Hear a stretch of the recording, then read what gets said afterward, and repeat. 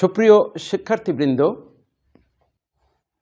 আজকের জীববিজ্ঞান প্রথম পত্রের আলোচনায় তোমাদের সকলকে সুস্বাগতম। আজকের আলোচনায় আমি মোহাম্মদ আশরাফুল ইসলাম, সহকারী অধ্যাপক, জীববিজ্ঞান বিভাগ, ক্যামব্রিয়ান স্কুল অ্যান্ড কলেজ। তোমাদের কিছু ইমেজ দেখাবো, ছবি দেখাবো। বোর্ডের ছবির দিকে লক্ষ্য করো। একটি কোষ বিভক্ত হয়ে দুটি কোষে পরিণত হয়েছে। এই ছবিটা লক্ষ্য করো তোমরা। এটা আলুর ছবি, তোমরা সবাই চেনো। আলুর যেখানে মুকুল আছে, যেখানে চোখ আছে, চোখ থেকে এক একটি নতুন নতুন গাছ বা চারা গজিয়েছে। এখানে দেখো এই পাতাটা তোমরা নিশ্চয়ই চিনো। এটা পাথরকুচির পাতা। এর কিনারা থেকে, পাতা থেকে নতুন নতুন গাছের সৃষ্টি হয়েছে। এখন তোমাদের বলতে হবে, হ্যাঁ, এখানে লক্ষ্য করো আবার ডিম থেকে বাচ্চা ফুটে বের হয়েছে। এখন বলো দেখি, আজকের বিষয়, আলোচ্য বিষয় কি হতে পারে? আজকের আলোচ্য বিষয় উদ্ভিদ প্রজনন। প্রজনন। আসো, প্রথমে আমরা এই পাঠের পরে শিক্ষার্থীরা কি কি বলতে পারবে বা জানতে পারবে, আমরা সে বিষয়ে একটু শিক্ষণফলটা জেনে নিই। প্রজনন কি এবং কত প্রকার, আমরা প্রথমে এটা জানার চেষ্টা করব। বিভিন্ন প্রকার, আজকের আলোচনা বিষয় বিভিন্ন প্রকার অযৌন জনন ব্যাখ্যা করতে পারবে। উদ্ভিদের কৃত্রিম প্রজনন বিশ্লেষণ করতে পারবে। পার্থেনোজেনেসিস এক প্রকারের জনন, এ সম্পর্কে আমরা ছাত্ররা বলতে পারবে। আজকে আলোচনার শেষে এই বিষয়গুলো আমরা তোমাদের জানাতে পারবো, তোমরাও জানতে পারবে, বলতে পারবা এবং ব্যাখ্যা করতে পারবে। প্রথমে জানি প্রজনন কাকে বলে। প্রজনন কোনো জীব যখন নিজে অথবা অপরের সহযোগিতায় নিজ বৈশিষ্ট্য সম্পন্ন অপত্য জীবের সৃষ্টি করে, তাকে প্রজনন বলে। আমরা অনেক উদ্ভিদ দেখেছি, যেমন স্পাইরোগাইরা, কারো হেল্প নেয় না, সে ভেঙে গেলে, টুকরা টুকরা হয়ে গেলে নতুন নতুন গাছের সৃষ্টি করে। আলুর মুকুল বের হয়েছে, সেখানে নতুন আলু গাছ সৃষ্টি হয়। কিন্তু উন্নত প্রকৃতির উদ্ভিদগুলো, যে সবগুলো স্ত্রী পুরুষ ফুল আছে, সেখানে একে অপরের সহযোগিতার মাধ্যমে উদ্ভিদ সৃষ্টি হয়ে থাকে, যেটাকে আমরা যৌন প্রজনন বলে থাকি। আমাদের আজকের আলোচ্য বিষয় অবশ্য অযৌন জনন। তার আগে জেনে নিই জনন কত প্রকার, প্রজনন কত প্রকার। প্রজনন তিন প্রকার: অযৌন জনন, যৌন জনন এবং পার্থেনোজেনেসিস। আমরা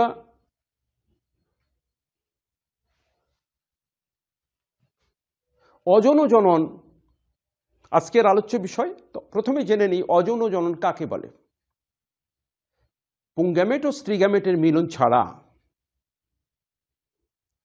পুংগ্যামেট ও স্ত্রী মিলন ছাড়া অপত্য জীব সৃষ্টির প্রক্রিয়াকে অযৌন জনন বলে।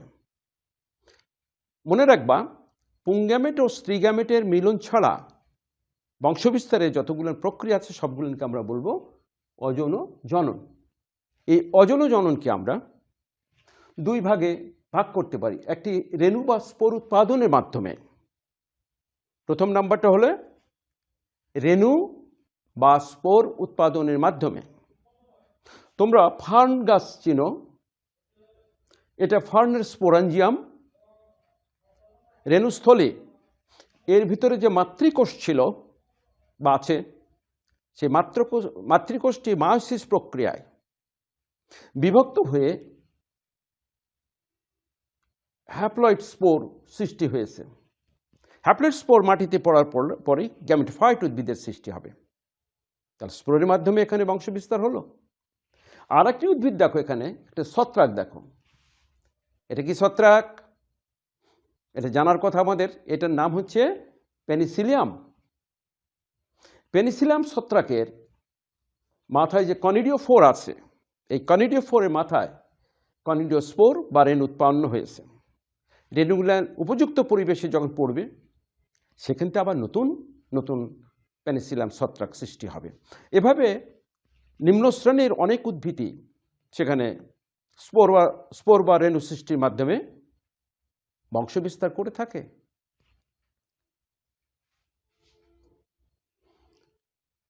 এবার আরেকটি প্রক্রিয়া, সেটার নাম হচ্ছে দেহ অঙ্গের মাধ্যমে। উদ্ভিদের দেহ অঙ্গ বলতে কি বোঝায়? মূল, কাণ্ড, পাতা ইত্যাদি। মূল, কাণ্ড, পাতার সাহায্যে বিস্তার, এটা দুই প্রকার। দেহ অঙ্গের মাধ্যমে যে বংশবিস্তার বা প্রজনন, সেটা আবার দুই প্রকার: স্বাভাবিক অঙ্গজ প্রজনন এবং কৃত্রিম অঙ্গজ প্রজনন। আমরা প্রথমে স্বাভাবিকটা দেখার চেষ্টা করি। প্রথমেই দেখো 1 নম্বর, খণ্ডায়ন। নিম্ন শ্রেণীর উদ্ভিদ অর্থাৎ ছত্রাক, শৈবাল, শৈবালের কথাই ধরি, পানিতে বসবাস করে। এই জলজ পরিবেশে জলজ প্রাণীদের চলাফেরার কারণে বা প্রাকৃতিক দুর্যোগের কারণে, স্রোতের কারণে যদি স্পাইরোগারা ভেঙে যায়, টুকরা টুকরা হয়ে যায়, প্রতিটি টুকরায় কোষ বিভাজনের মাধ্যমে, কোন কোষ বিভাজন? মাইটোসিস কোষ বিভাজনের মাধ্যমে আবার পূর্ণাঙ্গ যতগুলো টুকরা হবে, প্রত্যেকটি টুকরা আবার নতুন নতুন শৈবালে পরিণত হবে। এটা কি বলবো আমরা? খণ্ডায়ন বলবো। আবার আরেকটি দেখো, এই ছবি দেখো, মুকুলোদ্গম। তোমরা নিশ্চয়ই ইস্টের নাম শুনেছ, ছত্রাক। এই ছত্রাক যেটা রুটি শিল্পে ব্যবহার করা হয়, এই মুকুল সৃষ্টি করে। এই মুকুলগুলো যখন বড় হয়ে যায়, তখন মাতৃ ইস্ট থেকে পৃথক হয়ে পড়ে এবং উপযুক্ত পরিবেশ পেলেই সেখান থেকে অঙ্কুরোদ্গম করে আবার পূর্ণাঙ্গ অবস্থা প্রাপ্ত হয়। তাহলে 1 নম্বর খণ্ডায়ন, 2 নম্বর মুকুলোদ্গম। আবার দেখো, কাণ্ডের মাধ্যমে, এটা স্বাভাবিক অঙ্গজ প্রজনন, প্রাকৃতিক উপায়ে হয়। কাণ্ডের মাধ্যমে আদা, রসুন, পেঁয়াজ, দেখো এখানে আদার একটা ছবি আছে, এখানে একটা অংশ নতুন গাছ সৃষ্টি করছে, এটা ভূনিম্নস্থ কাণ্ড। এটা দেখো ফণিমনসা, এর প্রত্যেকটা মুকুল ভেঙে টুকরা টুকরা হয়ে যাবে এবং প্রত্যেকটা টুকরায় এক একটা নতুন নতুন গাছের সৃষ্টি করবে। আবার দেখো 4 নম্বর, দেখো তোমরা বোধহয় এটা জানতে কি না, অনেক উদ্ভিদ মূল দ্বারা বংশ বিস্তার করে। শুধু শাখা প্রশাখা দিয়ে নয়, মূল দ্বারা। যেমন এই গাছটা দেখো, এটা পটলের গাছ। এর যেখানে গিট আছে সেখান থেকে মূল বের হয়, ওই মূল থেকে আবার নতুন গাছ সৃষ্টি হয়। তোমরা মাঠে ঘাটে গেলে, পটলের যে চাষিদের কাছে গেলে তোমরা জানতে পারবে, যেখানে গিট আছে সেই মূল থেকে আবার নতুন গাছ সৃষ্টি হচ্ছে। যেমন এই মিষ্টি আলু।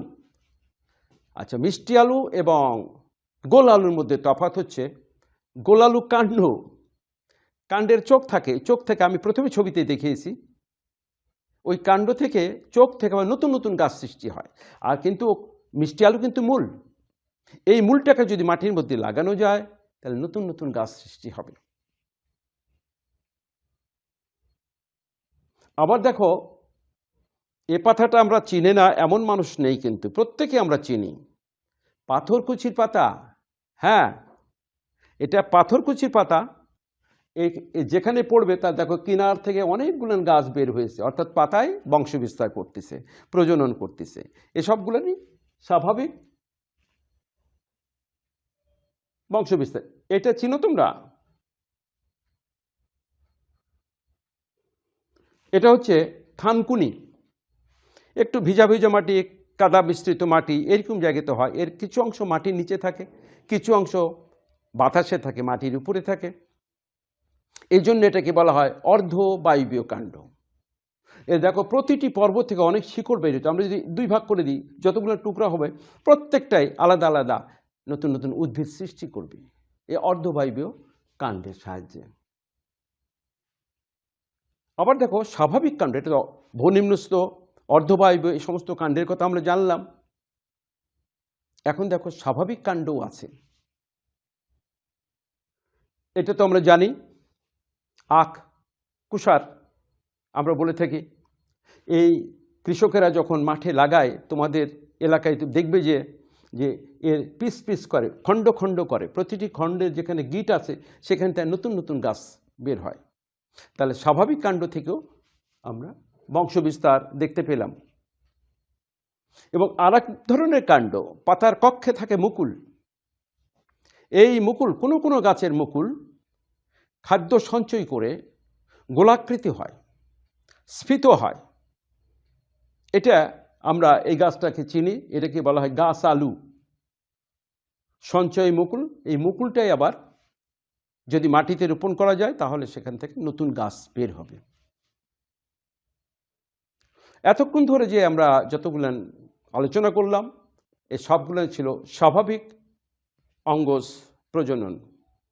এখন স্বাভাবিক অঙ্গজ প্রজনন যেটা মানুষের জন্য উপকারিতা বহন করে, সেটার উপর নির্ভর করে থাকলে চলবে না। জনসংখ্যা বাড়তিছে জিওমেট্রিক হারে, তোমরা জানো। সেই জন্য এই মানুষগুলোকে খাদ্য সরবরাহ করতে হবে, ফল মূল ইত্যাদি সরবরাহ করতে হবে। এই জন্য কৃত্রিম প্রক্রিয়াটাও আমরা বেছে নিয়েছি, যাতে দ্রুত বংশবিস্তারের ব্যবস্থা করা যেতে পারে। কৃত্রিম অঙ্গজ প্রজনন। দেখো ওটা একটা গোলাপের চারা গাছ, এর ডাল যদি কেটে আমরা উপযুক্ত পরিবেশে লাগাই, নিয়মতান্ত্রিকভাবে লাগাই, প্রত্যেকটা ডাল এক একটা গোলাপ গাছে পরিণত হবে।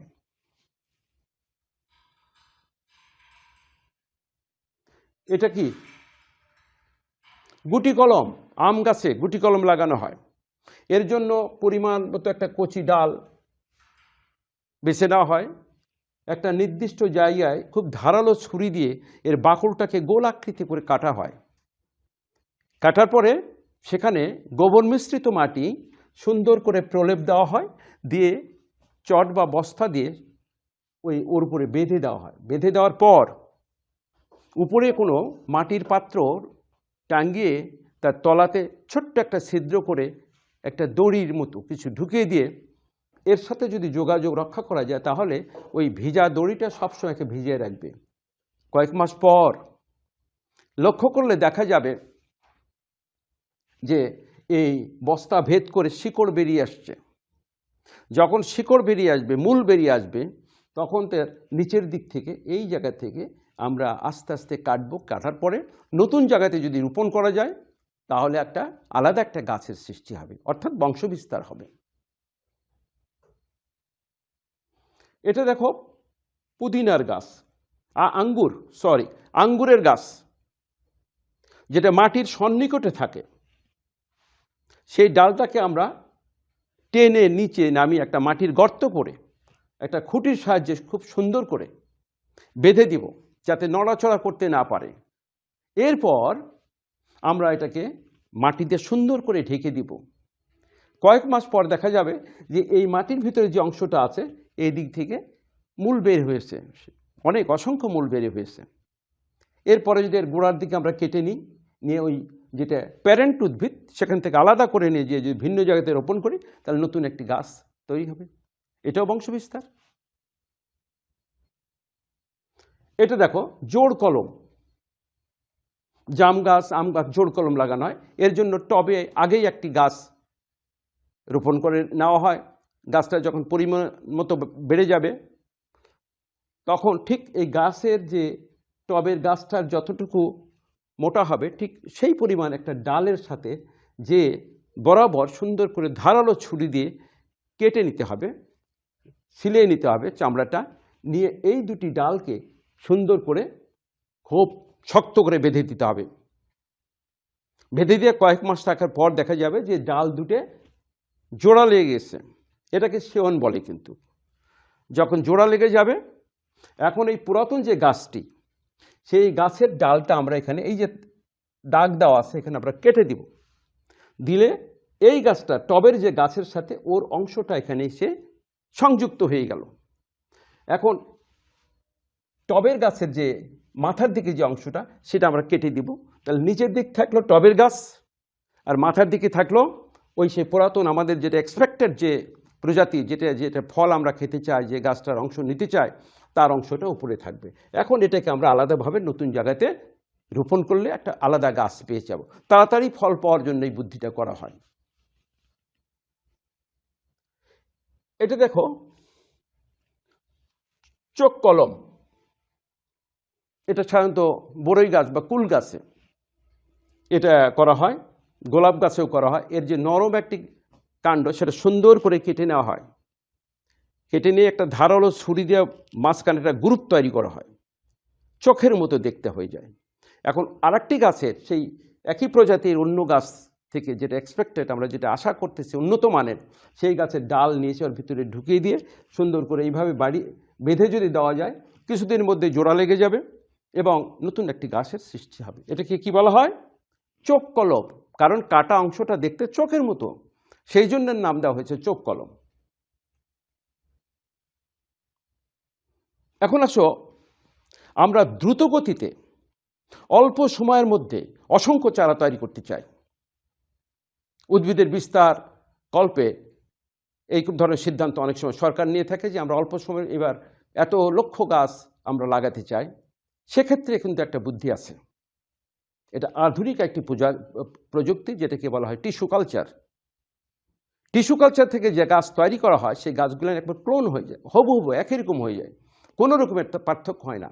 যখনই প্যারেন্টের সাথে সাদৃশ্যপূর্ণ এরকম গাছ তৈরি হবে, তখন তাকে কিন্তু ক্লোন বলা হয়।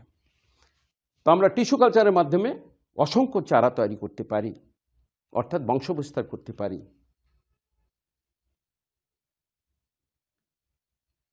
এখন আর একটি প্রক্রিয়া সম্পর্কে আমরা আলোচনা করতে চাই, যেটাকে বলা হয় অপুংজনি বা পার্থেনোজেনেসিস।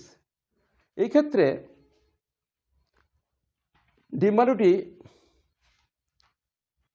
পুংগামের দ্বারা নিষিক্ত না হয়ে কোনো ডিম্বাণু মায়োসিস প্রক্রিয়ায় যে ডিম্বাণু সৃষ্টি হয়েছে সেটা নিষেক ছাড়াই ভ্রূণে পরিণত হয় এবং ডিম্বকটি বীজে পরিণত হয়। নিষেক ছাড়াই ডিপ্লয়েড জাইগোট হয় না, ওই হ্যাপ্লয়েড অবস্থায় এটা ভ্রূণে পরিণত হবে এবং ডিম্বকটি বীজে পরিণত হবে। এটাকেই আমরা বলবো পার্থেনোজেনেসিস। আর যখন আমরা কোনো হরমোন প্রয়োগ করে বীজহীন ফল তৈরি করবে, তখন সেটাকে বলা হবে পার্থেনোকার্পি। পার্থেনোজেনেসিস প্রক্রিয়াটার নাম হচ্ছে পার্থেনোজেনেসিস। আর যখন হরমোন প্রয়োগ করে আমরা বীজহীন ফল তৈরি করব, তখন সেটাকে বলবো আমরা পার্থেনোকার্পি ফল। তোমরা পার্থেনোকার্পি ফল প্রচুর খেয়েছো কিন্তু, যেমন আমরা এখন বাজারে লেবু পাই, কমলা লেবু পাই, এসবগুলো বীজহীন, এসবগুলো বাজারে কিন্তু তার বীজ প্রতিদ্বন্দ্বী, বীজওয়ালা ফলটা কিন্তু প্রতিদ্বন্দ্বী। বীজবিহীন ফলটা বেশি উন্নত এবং মানুষ বেশি ক্রয় করে, এতে অর্থনৈতিক উন্নতি বেশি হয়। পার্থেনোজেনেসিস প্রকারভেদ আছে। আমরা দুই প্রকার পার্থেনোজেনেসিস দেখতে পাই। একটি হচ্ছে হ্যাপ্লয়েড বা জেনেটিক পার্থেনোজেনেসিস। হ্যাপ্লয়েড মানে জানো তো, এন নাম্বার ক্রোমোজোম থাকবে। এবং আরেকটি হলো ডিপ্লয়েড পার্থেনোজেনেসিস, অর্থাৎ 2n থাকবে ক্রোমোজোম সংখ্যা। আমরা একটা একটা করে আলোচনা করি। জেনেটিক বা হ্যাপ্লয়েড তামাক গাছ। আমি যে প্রথমেই যে আলোচনাটা করেছি যে মায়োসিস প্রক্রিয়ায় ডিম্বাণু সৃষ্টি হবে কিন্তু নিষেক হবে না। ডিম্বাণুটি নতুন একটি ভ্রূণ তৈরি করবে এবং ডিম্বকটি বীজ পরিণত, দ্যাট ইজ এটা হ্যাপ্লয়েড। যেমন উদাহরণ হচ্ছে নিকোটিয়ানা টাবাকাম, তামাক গাছ। ছবিতে তোমরা দেখতে পারো তামাক, দেখো তামাক গাছ। স্বাভাবিক মায়োসিস প্রক্রিয়ায় ডিম্বাণু সৃষ্টি হলেও তা নিষিক্ত না হয়ে সরাসরি ভ্রূণের সৃষ্টি করে, তখন তাকে হ্যাপ্লয়েড পার্থেনোজেনেসিস জেনেসিস বলে। এ ধরনের উদ্ভিদ অনুর্বর হয়, কিন্তু সে ফার্দার কোনো গাছ সৃষ্টি করতে পারবে না। এখন দেখো ডিপ্লয়েড পার্থেনোজেনেসিস। এখানে মায়োসিস প্রক্রিয়া হয় না, তার বদলে মাইটোসিস হয়। মাইটোসিস হলে তো ক্রোমোজোম সংখ্যা অর্ধেক হবে না। মাইটোসিস প্রক্রিয়ায় ডিপ্লয়েড ভ্রূণ সৃষ্টি হয়, ডিম্বাণু সৃষ্টি হয়, এবং পরে সেই ডিপ্লয়েড ডিম্বাণুটি ভ্রূণে পরিণত হয়। তাকে ডিপ্লয়েড, এই প্রক্রিয়াটিকে বলা হবে ডিপ্লয়েড পার্থেনোজেনেসিস। আচ্ছা বলো দেখি, পার্থেনোজেনেসিস কয় প্রকার? 2 প্রকার। একটা হ্যাপ্লয়েড পার্থেনোজেনেসিস, দ্বিতীয়টি ডিপ্লয়েড পার্থেনোজেনেসিস। ডিপ্লয়েড মানে 2n নাম্বার ক্রোমোজোম থাকবে। তামাক গাছ হচ্ছে হ্যাপ্লয়েড, আর ট্যালাক্সিকাম স্পেসিস আরও আছে। এসবগুলো এমসিকিউ প্রশ্নে দেয় যে ডিপ্লয়েড পার্থেনোজেনেসিস নিচের কোনটি, তার মধ্যে ট্যালাক্সিকাম দিয়ে দিস। সুতরাং মনে রাখার চেষ্টা করবো এটা।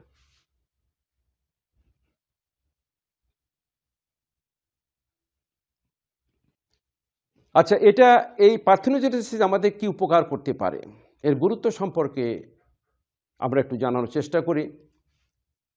দেখো, যেখানে অযৌন এবং যৌন প্রক্রিয়া যখন বংশ বিস্তার করা সম্ভব হয় না, তখন বংশ রক্ষার্থে আমরা পার্থেনোজেনেসিস প্রক্রিয়ায় সেই প্রজাতিকে বিলুপ্তির হাত থেকে রক্ষার জন্য আমরা পার্থেনোজেনেসিস প্রক্রিয়াটা অবলম্বন করে থাকি। তাছাড়া এই প্রক্রিয়ায় কোনো প্রকরণ সৃষ্টি হয় না, ভ্যারাইটি সৃষ্টি হয় না। যেমন যৌন জননে অনেক প্রকরণ সৃষ্টি হয়, এখানে কিন্তু কোনো প্রকরণ সৃষ্টি হয় না। আচ্ছা, এখানে দেখো ব্রিডিং, তোমরা জানো ব্রিডিং প্রক্রিয়ায় কিন্তু আমরা এই পার্থেনোজেনেসিস এটাকে আমরা কাজে লাগাতে পারি ব্রিডিং প্রক্রিয়ায়। আর এর সুবিধাজনক মিউটেন্ট বৈশিষ্ট্যের বিকাশ ঘটতে পারে। এখানে মিউটেশন হচ্ছে হঠাৎ পরিবর্তন, কোনো জীবের হঠাৎ পরিবর্তন করা। এটা ধীরে ধীরে পরিবর্তন হলে ক্রমবিবর্তন হয়ে যদি হঠাৎ সাডেন চেঞ্জ হয়ে আসে, তাহলে সেটাকে বলা হয় মিউটেশন। এই মিউট্যান্ট, এটা আমরা কি বলবো, সুবিধাজনক। মিউটেশন সবসময় অলওয়েজ কিন্তু বেনিফিট না হতে পারে, অনেক সময় কিন্তু হার্মফুল হতে পারে। কিন্তু যেটা উপকারিতা আছে, যেটা সুবিধাজনক, সেটার বিকাশ আমরা এই প্রক্রিয়ায় ঘটাতে পারি। তাহলে সুপ্রিয় শিক্ষার্থী বৃন্দ, আমরা নতুন একটি বিষয় আজকে শিখলাম, সেটা হচ্ছে parthenogenesis. What is the difference between parthenogenesis and parthenocarpy? Parthenogenesis এবং পার্থেনোকার্পির মধ্যে কি তফাৎ? সেক্ষেত্রে আমরা বলবো যে প্রক্রিয়াটা হচ্ছে পার্থেনোজেনেসিস, এবং হরমোন প্রয়োগ করে যে ফল সৃষ্টি করা হয়, বীজহীন ফল, সেটাকে বলা হয় পার্থেনোকার্পি। আসলে আমরা এত বেনিফিশিয়াল, এত উপকারী জিনিস যখন, তখন আমরা প্রকৃতির উপর ছেড়ে দিতে পারি না। মানুষ তার প্রযুক্তির মাধ্যমে আবিষ্কার করেছে এটা কৃত্রিম উপায়ে কী করে আমরা এই বীজহীন ফল বা আমাদের কাজে লাগে এরকম উদ্ভিদ সৃষ্টি করতে পারি। তারই কতগুলো পদ্ধতি আছে। দেখো, এক্স রে প্রয়োগ করে আমরা পার্থেনোজেনেসিস করতে পারি। অন্য উদ্ভিদের পরাগ দিয়ে পরাগায়ন ঘটিয়ে, ওই যে বলছিলাম যে একই প্রজাতির উদ্ভিদের পরাগরেণু সেই প্রজাতির ফুলের গর্ভমণ্ডে পতিত হতে হয়। কিন্তু আমরা কৃত্রিম উপায়ে কি করব, এক প্রজাতির গাছের পরাগরেণু অন্য প্রজাতির গাছের গর্ভমণ্ডে স্থাপন করব। এইভাবে আমরা কৃত্রিম উপায়ে পার্থেনোজেনেসিস করতে পারি। ইমাস্কুলেশন, এই বিষয়টা আমি একটু বুঝিয়ে দিই যে কোনো উভলিঙ্গ ফুলকে যদি আমরা স্ত্রী ফুল বানাতে চাই, তাহলে পুংকেশরগুলো কেটে বাদ দিব। ফুল থেকে পুংকেশর কেটে বাদ দেওয়ার এই প্রক্রিয়াটাকে বলা হবে ইমাস্কুলেশন। ইমাস্কুলেশনের পরেই কিন্তু স্ত্রী ফুলের গর্ভমুণ্ডে আমরা উন্নত যে গাছটি আমরা আগেই নির্বাচন করে রাখি, সেখান থেকে পরাগরেণু নিয়ে এসে কিন্তু স্ত্রীকেশরের গর্ভমুণ্ডে স্থাপন করা হয়। কিন্তু এই ক্ষেত্রে পার্থেনোজেনেসিস করার উদ্দেশ্যে আমরা কিন্তু লেট করব, দেরিতে আমরা ইমাস্কুলেশন পর দেরিতে পরাগায়ন ঘটাবো। আর একটা মেডিসিন আছে বেলভিটান। এই রাসায়নিক দ্রব্য যদি আমরা গাছে প্রয়োগ করি তাহলে সেক্ষেত্রেও কিন্তু পার্থেনোজেনেসিস হতে পারে। কি ওষুধটার নাম কি? মেডিসিনের নাম বেলভিটান। বেলভিটান বারবার বলবে তাহলে মনে হয়ে যাবে। প্রিয় শিক্ষার্থীবৃন্দ, তোমাদের ক্লাসটা আজকে নতুন নতুন বিষয় আমি আলোচনা করেছি, ভালো লাগারই কথা। আমার মনে হয় খুব ভালো লেগেছে তোমাদের। যদি এখান থেকে তোমাদের কিছু শিখতে পারো তাহলে আমি নিজেকে সার্থক মনে করব, কৃতার্থ মনে করব। যাও, বিদায়ের আগে তোমাদের কিছু প্রশ্ন তোমাদের করতে চাই। এই প্রশ্নগুলোর উত্তর নিজে নিজে মনে রাখার চেষ্টা করবে। তোমাদের মূল্যায়নের কিছু প্রশ্ন। জনন কি? আমি এর উত্তরটা দিয়েছি। কি উত্তর? কোনো জীব যখন নিজে অথবা অপরের সহযোগিতায় নিজ বৈশিষ্ট্য সম্পন্ন অপত্য জীবের সৃষ্টি করে তাকে জনন বলে। অযৌন জনন পুংগ্যামেট আর স্ত্রীগ্যামেটের মিলন ছাড়া যদি বংশবিস্তার হয় অন্য কোনো উপায়ে, কি পুংগ্যামেট আর স্ত্রীগ্যামেটের মিলনের ফলে যে বংশবিস্তার তাকে বলা হবে যৌন জনন। আর এই যৌন জনন ছাড়া যখন অন্যদিকে যাব আমরা বংশবিস্তারের জন্য, তখন সেটাকে বলবো অযৌন জনন। ক্লোন কি? আমি বলেছি, আলোচনা করেছি, টিস্যু কালচারের মাধ্যমে হুবহু প্যারেন্টের মতো যে অপত্য বংশ সৃষ্টি হয় সেটাই ক্লোন। ডিপ্লয়েড পার্থেনোজেনেসিসের উদাহরণ ট্যারাক্সিকাম স্পেসিস। ট্যারাক্সিকাম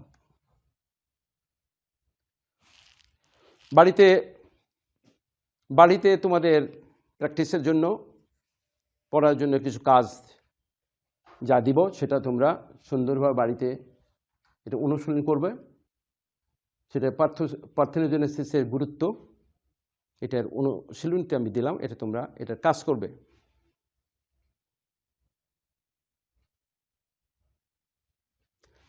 তো বন্ধুরা, আমরা অনেক সময় ধরে আজকে জনন সম্পর্কে আলোচনা করেছি। পরবর্তী সময়ে অন্য কোনো বিষয় নিয়ে আবার একদিন দেখা হবে। সে পর্যন্ত তোমরা সকলেই সুস্থ থাকো, বাসায় থেকো এবং ঘরে বসে যে সমস্ত জিনিসগুলো পড়ানো হচ্ছে সেসবগুলো প্র্যাকটিস করার চেষ্টা করো। আল্লাহ হাফিজ।